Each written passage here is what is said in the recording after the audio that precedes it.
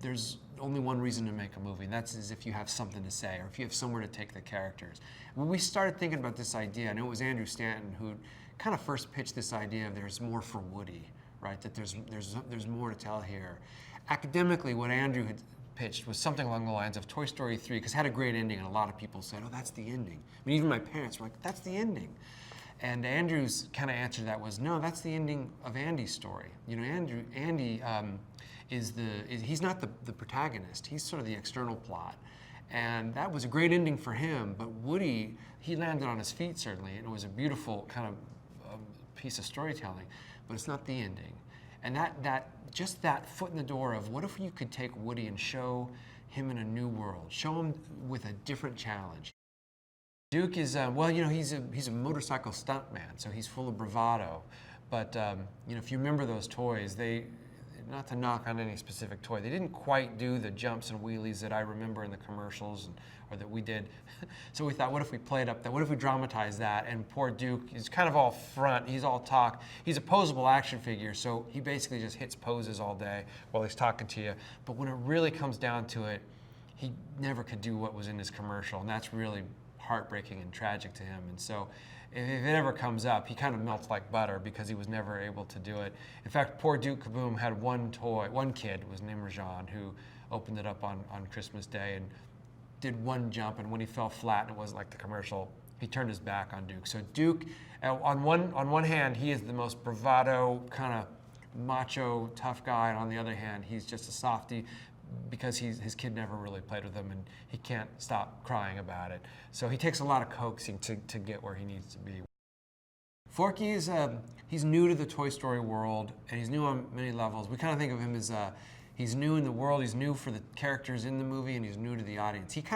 He's our first handmade toy, right? So Forky is something that Bonnie makes on her first day of kindergarten, and just a little spork with googly eyes and pipe cleaner, whatever she's got there to make them. And you know, you've seen kids do that. My kids certainly do, where they'll make things. And so he's this challenge to us because we thought, well, if you made a toy, would that toy be alive? And so Forky's our answer. It turns out the answer is yes. If you are a kid and you love the toy you make, that's a toy.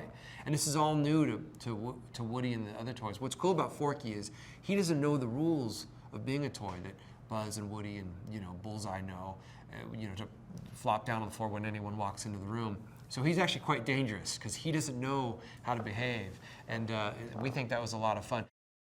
Josh is effortlessly funny.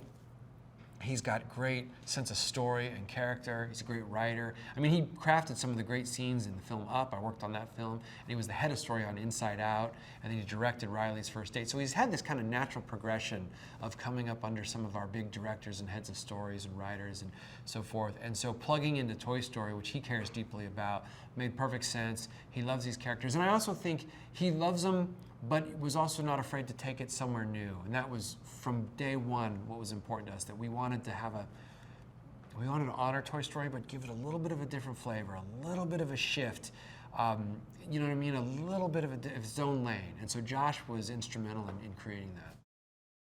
Music is huge, and Randy, we wanted Randy to score this film from day one because, well, obviously he scored the first three so beautifully. There was something about the music that came up early because people, you know, there are a lot of people at Pixar that are working on this film that said things like, oh, that was my first movie. And that song is the first song I remember. Like, the music and the song, Got a Friend in Me, I think helped. Well, it's just part of the fabric of Toy Story, so we couldn't imagine it without Randy. What was cool, obviously Randy is an American treasure, so working with him has just been a great honor. And what was cool about it was, he, like the actors and how we feel about the film, he didn't want to just come on and do another Toy Story. He wanted to shift a little bit and adjust. So as we talked about the story and the characters and where we were going, he just organically started thinking about the music a little differently. And I think what he's done is created one of the great scores where it's rooted in the sort of the history and the grammar of Toy Story musically, but somehow tonally shifted. I mean, his theme for Forky or the music he plays under Gabby Gabby, they feel completely new, and yet somehow in the world, how he does it, I'll never know, but sitting on the stage and hearing that live, those brought us to tears at how beautiful it feels. So it's just it's as important as the visuals to us, that piece of it.